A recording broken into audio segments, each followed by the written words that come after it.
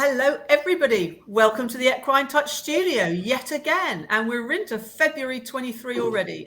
Lynn has got some fantastic daffodils, which unfortunately hasn't come from her garden, but we're very pleased to have some beautiful spring colour with us today. So please let us know when you're jumping on. Today, our topic is going to be how easy is it to learn the Equine Touch? And we have two students who've just done the first introductory weekend. That's Helen and Lizzie.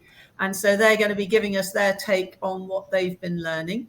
Please do let us know when you're coming online, and let us know where you're tuning in from. And please do ask your questions. We're sort of basing this, hi Nikki, we're basing this around sort of frequently asked questions. Lynn and I will sort of respond to that, and then Helen and Lizzie can pitch in and give us their experiences. So we're very pleased to be here again. And Nikki says, amazing, Lizzie, you're able to join. So that's good. Lynn, how are you today? How are you this weekend? How was all the hay that you had delivered? Yes, it all collapsed as soon as I took the netting off, obviously. It does that, doesn't it? Just whoa. Do you still get small bales, or are you getting big bales now? Big round bales at the moment. Very good hay, but big round bales. And hi Helen. Let's just check your comms are still working well. Hi, can you hear me? Yeah, that's brilliant. And Lizzie, tuning in. Testing. Fantastic. Well, we got Helen from Scotland here, so she's actually on one of the videos, so she hopefully won't mind the fact that she's on there. I did ask her. So let's fire away and start talking about how easy is it to learn the Equine Touch, and we're aiming this at people who've maybe had a bit of an idea of they might like to learn, but they're just worried about all sorts of questions about how easy it is and how on earth do they even think about doing body work on their own horse. So I just I've got the faithful PowerPoint to give us a little bit of a guide, and I've got some videos to support what we're going to talk about. So Lynn, I think one of our, the not motto, the ET mission statement is helping horses by educating people. Exactly. And that is really what we want to do, is reach out to all those horse owners. We're not just looking for professionals. We're looking for anybody who's got a horse who wants to learn something that's going to be able to help their own animal. Hi, Emily. Hi, Lorraine. Good to hear from you. So Lynn, that I always think that's a great thing, that we can aim this at anybody. You don't need prior knowledge. And we really want everybody to get involved if they feel that it's something they'd like to do. I think it's also another level of communication with your horse. It's something else to do other than just ride, or if you have an older horse that's a companion horse, it's really nice because it maximizes their functionality, and it is really easy to learn. That's the interesting thing. The way that we teach it is set in as a discipline. So it's a bit like learning your times tables. You can learn the system, and then you learn then how to apply it. A bit like a driving test, really. You learn how to drive to pass your driving test, and then you learn how to drive in the real world. Yes, that's true. And then the police come along and get you. No, not at all. So we've just got a little bit of the key words from our definition here, which is gentle, whole horse, non-diagnostic. And we're just going to talk about those with some supporting videos and try and make it a bit more interactive. But all what we're teaching on the course is all supported with a fully illustrated manual, with demonstrated in a number of different ways, so that people who like visual things or like seeing the words or want to get technical, they can if they want. And this coloured horse on the right is one that I did on a course in Scotland. Never had ET before, and you can see the benefits just of how helping him to rebalance over his, actually it's a mare, over her feet. So Lynn, do you want to just talk a little bit about the non-diagnostic, how non-invasive, and where the vets come in, and why we think we can do something useful for the whole horse rather than having to get somebody else into our animal, that we can learn something to do for ourselves? I think the secret is actually the fact that you are working with the whole horse, and it is very gentle. There should be no strong pain reaction from anything that you do, whereas sometimes when you touch the horse, you will get a pain reaction. It's non-diagnostic in the fact that we don't need to know that there's a problem there before we actually apply the discipline, the body balance. And the body balance itself will actually show stuff up. It's hands-on, it is hands-on, but it's definitely a method that is an East meets West method, because in a lot of cases we are working over the energy meridians of the body. Now, acupuncture has been around for 4,000 years, so it must still work. In fact, I think, Lizzie, you are an acupuncturist, you're a veterinarian acupuncturist, so you can confirm that for me.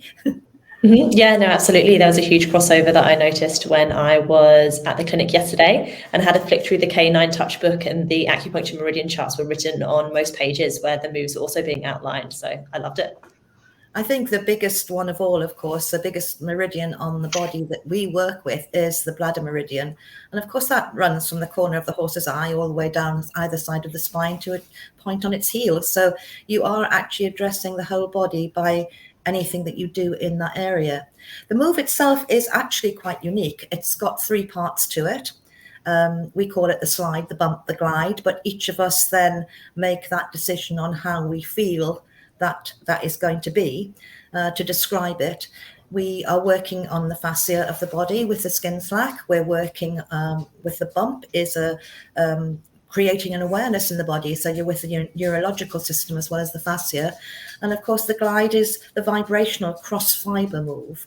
All our moves are cross fiber. Here we're working on the bladder meridian. Mid-back. Yeah, just closing the mid-back here. And although the normal procedures are carried out with fingers and thumbs, Chris is working there with the heel of her hand, which is perfectly adequate. You are still doing 3 parts to the move, whether you're using your fingers, your thumbs, or the heel of your hand. And so for folk who've got difficulty with certain fingers or thumbs or whatever, we're not applying direct pressure really through these areas. It's more breath weight and working with Tai Chi balance and a flow sort of technique, which we're going to come on to. And we can just have a quick look here at Helen also, who's doing some moves in the opposite direction, but in the same sort of region on this bladder meridian in the mid-back. And again, working, and this is the pony that you could see in that initial picture at the beginning. And you can see how she's feeling stuff, even though you might think nothing's happening. That's the wonderful thing about the vibration, isn't it, Lynn? That the awareness is there for the horse, even though you might think nothing's happening. It's very much a cross fiber move, and we're always concentrating to make the move 90 degrees into the body. So depending on the plane of the body in which you're working will determine how you work. It's very simple. You don't need to know anatomy and physiology for the early stages. That comes later on. And we have got 2 completely different setups that we can have for owners only that can just do all the practical elements. But if somebody wants to do the practitioner route and become professional, then that's in place as well. And we've got that. The awarding body is Lantra, which of course they study with all the land-based industries, come with Lantra. So we have recognition and it's credibility. Yeah. So that is quite a strong program that we have in place, a very robust practitioner program. Yeah. And if we just go back to this one, I mean, one of the questions is like, well, people would say, well, where do I do the moves? How am I supposed to know about these things? And one of the things we look at are the bony landmarks. So Lizzie will obviously be very familiar with these, and Helen might have been. But Helen, did you find that it sort of started to make sense by the time you got to the end of your 2 days because looking at this picture here, the red is what the basic body balance is, and it's working all sections of the body. And then you go on to the next phase, which you guys haven't done yet, which is the blue, which is the area of concern procedures, which you can add on to your foundation basic body balance. So what was your experience like, Helen? I found it, I have done anatomy and physiology, so I found the bony landmarks easy to work with. I think after the first day, I felt a little bit fingers and thumbs, but then by the end of the second day, in fact, the 4 girls that were on the course that I did with Lynn, all actually just completely fell into it and got it, and sort of a couple of them surprised themselves that they actually did it, but you just got into that flow with it. and it worked well. And we supported each other on the days that we were there. So we worked with two, in a team of two, so that one's got the horse and you're actually doing the manoeuvres, and we were helping each other out on those days, and that was really nice as well, to have somebody there to sort of talk it through as you're doing it. You're on mute, Chris.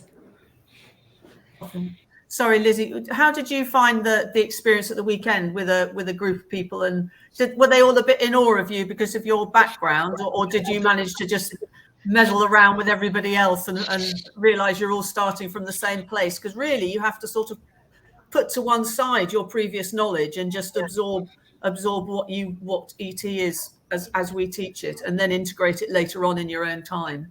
Absolutely. I think I always make a conscious effort to come into anything with a real beginner's mindset, because if you don't, you're really doing yourself a disservice, because you're not allowing yourself to be like fully receptive to what you're actually about to receive from the instructor. So I came as a vet in disguise, which is really nice, and it was good being around the other owners. And I was also lucky enough to have some quite in-depth conversations with Nikki when we were doing a little bit of one-on-one, which I really appreciated. But circling back to the anatomy, one thing that really grasped my attention during the weekend was, yes, I'm quite fortunate to come in with that depth of anatomy already, especially having had the background in acupuncture, but you definitely don't need that as a horse owner. Like the way that the moves are outlined and described to you, it is using most of those bony landmarks, but very much in layman's terms. It's like, come to the point of the hip, or come to the horse's seat bones, or just come above the point of the shoulder. So it's nothing more technical than it has to be. And I was like, this is great. Although I'm a bit of an anatomy nerd, I think the more you know, the better, because it's only going to deepen your understanding of what you're doing. You don't necessarily need that, because the guidelines have been all put in place for an everyday owner to be able to pick this up and start using this one-on-one on their own horses. Yeah. And Lynn, if we go back to this, we talk about the vibrational move, and you mentioned the 3 parts, and it's like a dance. I mean, Jock, who sort of choreographed this, he designed this, he was a fighter, wasn't he? He was a wrestler, and worked with Qigong and Tai Chi in that, and brought it all together in that way where you're keeping yourself in balance all the time. Because I think, Lizzie, you found that it helped you to bring your energy down and just be in that space in the present moment with the horse a little bit.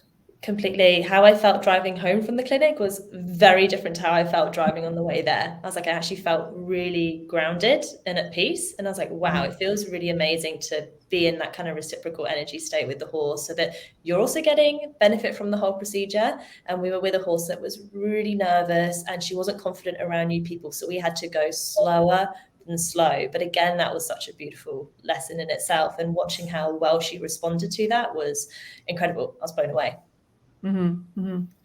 So Lynn, you found that in the past, you always just like, it's being in the moment, isn't it? I remember when I was learning with you, it really sort of helped me to find my center a little bit. And I'd come down from working, and the horses never wanted to know me. And when I used to jump on your courses when you were teaching other people, and I used to have to sit in the corner and keep quiet for a day until I'd calm down.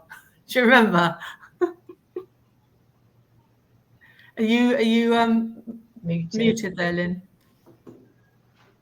Okay, so slow down, Chris. Yeah. I think that is something that you do normally have to be with horses. You have to be in the moment. Otherwise, it's not fair to the horse, and it's not really fair to you. But it certainly does help you to ground, and the breathing is really important. It's a very Tai Chi thing. We breathe in and we breathe out, but very straightforward fashion. And we will keep the move in synchronicity with the breathing.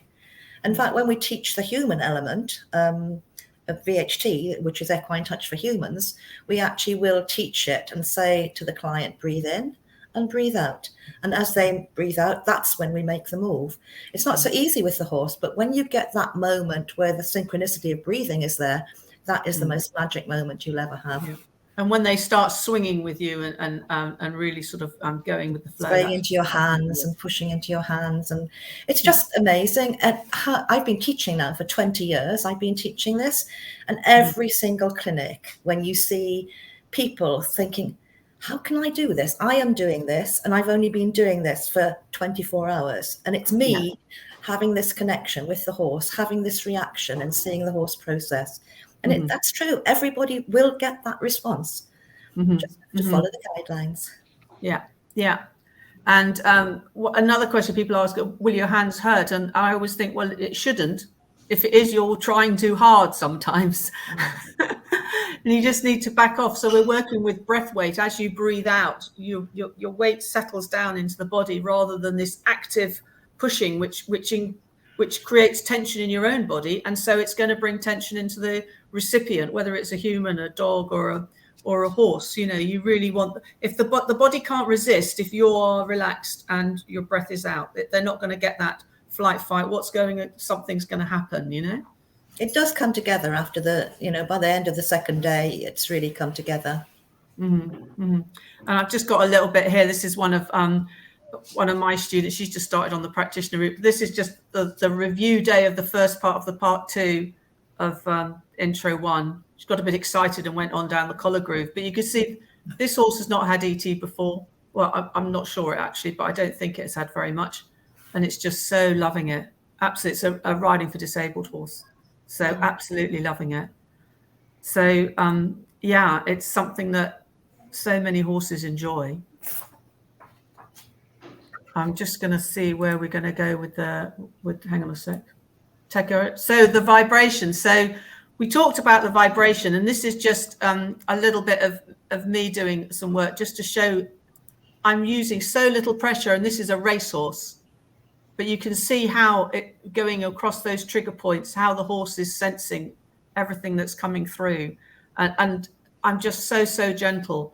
And the other thing to think about is, you know, it's communicating with me. So you have to make sure you don't push that envelope too far, Lynn. So when we talk about people keeping themselves safe, it's really you get the feedback from the horse and you stay within your comfort zone. You stay within the horse's comfort zone for your level of training. We've worked with the horse at the beginning. One of the things that we do, we will check all over the horse that it is actually safe to work in the areas in which we wish to make the moves. It's one of the reasons that we do the palpation in the beginning. And here, just touching. So sometimes we even go into the energetic field off the body, don't we? And work through sometimes if they can't accept the hands on the body, because sometimes they can't. It's bringing the horse's awareness to somewhere that it's probably maybe been blocking out. You know, when you've had somebody try and work on you, sometimes you think, I didn't realize that was sore. So you're bringing the horse's awareness to those sort of points. How did you find the experience, Helen, doing an ET move versus, you know, massage that you might have done before? Because massage, they sort of get used to the pummeling a bit, whereas I think sometimes this is a little bit more refined and can actually make it a bit more tricky for them because it's more intense when they have got a sore spot. I've done MFR before anyway, so I use that and trigger points and stress point releasing quite a lot actually. But it was just completely different technique. I'm not sure really what I was expecting, but like Lizzie said, I sort of went with a completely open mind to learning because I didn't want to get caught up in what I'd already done. And this is very different and following the structure that you get and the moves. You know, like Lynn said, after the first day, really you sort of just fall into it. And anybody can do it, you know. Just, you know, I'm a massage and soft tissue body worker, but you know, the girls on the course were owners and they were really great at it and they loved it as well, you know. So it's that anybody can do it. Brilliant. Could you just mute, because I'm not sure if someone's getting exciting in your kitchen there doing the washing up. Helen, is that you or is that? No. Oh, maybe it's Lynn. So one of the things we thought is what you need to bring with you, and this is one of the things you were talking about, Helen, is an open mind and a willingness to learn and to not go into that, because for some people that they've maybe not learned anything for maybe many years, and they certainly won't have necessarily learned anything practical, and it's a lot to try and take on board. But as we say, we have small groups, we work in pairs, so one person can have the manual and can help the other person. Obviously the instructors are there, everything's demoed. so it is a very hands-on in sort of inclusive experience.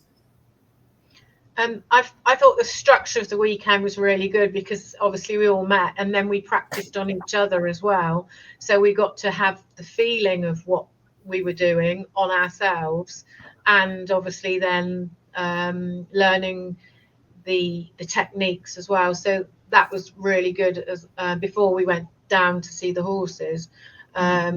And that was a really good, I really enjoyed that, actually. That was a really good thing. And again, you're in together, and you're just supporting each other really through the day and learning. Yeah, it was great. And then I just wanted to mention, because obviously for some people they might feel that they're not going to be capable, and they might bring up something that might cause a reaction that's going to put them in an unsafe scenario, Lynn. So I was just sort of put this one together, just thinking that you're listening to your horse, and that's the very important thing. You're working with the feedback from the horse all the time and being in harmony, and not, and then the last point there is less is best. There's always another day. And of course, you've always got a handler on a class. Yeah. You will always have a handler that is standing on the same side of the horse as you are. So your protection, if you like, if you get a natural reaction to a move on the stifle, for example, the horse will be controlled by somebody else, so that you can step away. And the thing is that, particularly for the early stages of training, we all have venues that we know the horses are very steady, and they're very accepting, and they just appreciate and love the fact that people come along. And I know sometimes people have asked to bring their own horses, but sometimes that just creates a little bit too much of, it's my horse, it's emotional, and a little bit of anxiety. And sometimes it's easier just to go with horses that are just going to stand there. They're just lovely and accepting. So I just wanted to mention we have an association, so we don't leave people high and dry, Lynn, when they have learnt. We support people, whether they're students or practitioners, through social media, or they can join the association. So would you just like, because you've been part of the association, you probably started it, didn't you? I'm not sure. Yes, I'm afraid so. I started most things, didn't I? Everything. Anyway, I've been there a long time. Yes, IATA it's a really important part of what we can offer to people as support afterwards. As a student, you can join the association as a student. It's not an awful lot of money for an annual subscription. You will receive a free review day every year, which will keep you fresh. Because, we don't necessarily want everybody to do all of the clinics. If you just come along and learn the foundation part 1 for your own horse, you then find is that enough? That's fine. If you want to find out a bit more because you're getting reactions in the same place every time you do that body balance, you come back on the foundation part 2 and you learn the areas of concern. And then you've got that, your instructor will publish days, 1 day a year, that you can go and either join the last day of a course if it's in your local area, or go along to a specific review day. So it's also really important that we have quality control for our practitioners, and that's another reason for the association. We have a code of ethics that students are asked to sign on the very first day of their course, which to say that, just because you've done a foundation course, you can't go out there and charge for it because you're not qualified. You need to have the professional qualification. I think in the very beginning, it was very much a feeling of family. And now we're quite a big family. I mean, we've got people who have done Equine Touch pretty much all over the world now, which is quite a nice thing. And with the International Equine Touch Association, UK and Ireland, we do have some of our European students, our members. So that there's a lot of trying to keep us together as a family and keeping people fresh.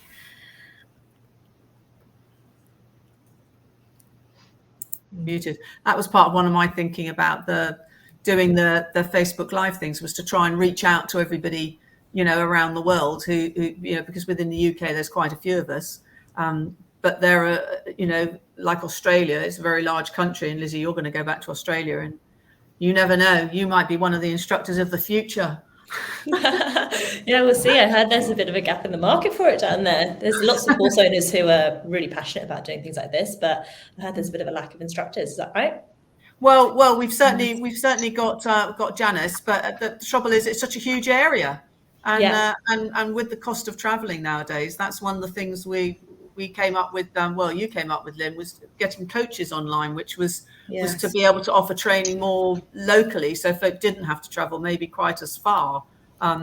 But then again, some of us still have had to travel a long way, and we've had people who've come from Dubai. I mean, Zahava was coming from Israel. Yes. We've had a lot of people who've come a long way to learn.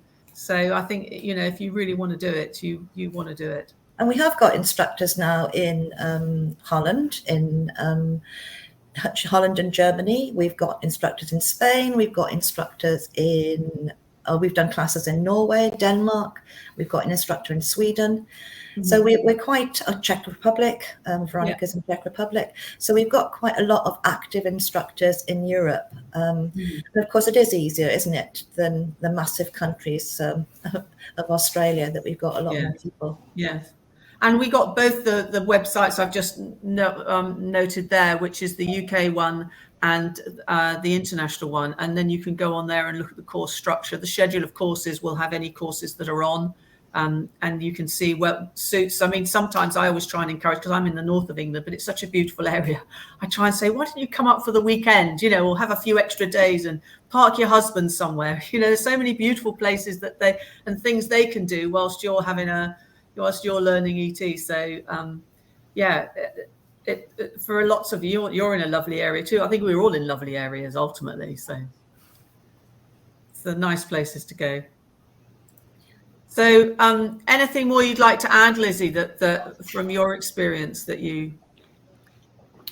With the workshop, I just came away with it wanting to learn a lot more. I was really, really impressed with the quality of the teaching and how it's been done through the stages. Like, there was a lot of valuable information that was given on just the first day, but it wasn't overwhelming in the same heartbeat. And I think that is a gift, because it's so easy to overshare and turn something from being simple and applicable into being something that's a little bit scary to integrate.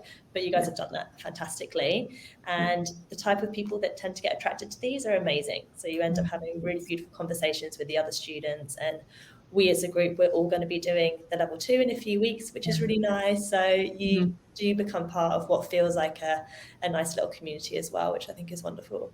Yeah, that's brilliant. Thanks for that. And Helen, you felt that like the community, the sort of support of everybody, that you felt that was a good thing, that you felt it too. Yeah, I think I felt that anyway from looking at Facebook site and you doing the lives, and Nicola doing her day, I think it was last week, 2 weekends ago, that they did a big presentation, didn't they? And that was brilliant. And it just seems like everybody's linked and the community's there, and you've got the backup and the support. Even if you only want to do, the foundation first weekend, like Lizzie, I loved it, and I'm going on to do the second weekend as well. So, which, I'm really looking forward to, actually. And I've already booked my accommodation, so I can't wait. And the clinics they build one on the other. You're never overwhelmed. We've done this for a long time now, and we know how much information that people are able to take in over a set clinic. And each clinic will build on the one before. And things like anatomy and physiology, yes, it is important the further that you go on, but we learn a lot from the manuals themselves and from the moves. So you suddenly have to think, where do I make the next move? Oh yes, it's on the girth. Oh yes, and the next move is the long head of the triceps. So you've learned that from the manual without ever knowing where the long head of the triceps was. It is honestly very easy. And we have cheats as well as instructors. We'll draw all over the horse with chalk, so you know where to go. And I remember Jock always saying that the horse will complete the work, and the feedback from the horse is what's really going to help you to learn. And you'll get a challenging horse, like you say, Lizzie. You had a horse that really you had to slow down, and it's always interesting how certain people I sometimes give people, I say, pick which horse you'd like to go to. And then you think, oh, that's interesting, they've gone to that one, because that's not the one I'd have picked for them. But, you know, but it's obviously something has drawn them there, and they really learn something important from that animal. So it's fantastic. So just come and learn. Just come and learn, everybody. Yeah. It's such a beautiful thing to be able to do for your horses as well. I think a lot of the owners walked away feeling really empowered that they could actually do something to help their horses in the day-to-day, and it really fits into that kind of camp of being really proactive about their health and their well-being in the long term. It's like the more you can do for them as part of your daily routine, the less you're going to need to get body workers out, potentially even vets, and it's just a really good investment for owners to do as well. Yeah, fantastic. Well, thanks very much, everybody, for your contributions. That's been really excellent. And thank you for people who've joined in. And we will see you again. 2 weeks' time, I think we're going to be talking about connection training with Rachel and Hannah. So looking forward to that one. Looking forward to that. So thanks very much. And we're wishing you farewell. Goodbye. Bye now. Bye. Bye. Bye. Bye. Bye.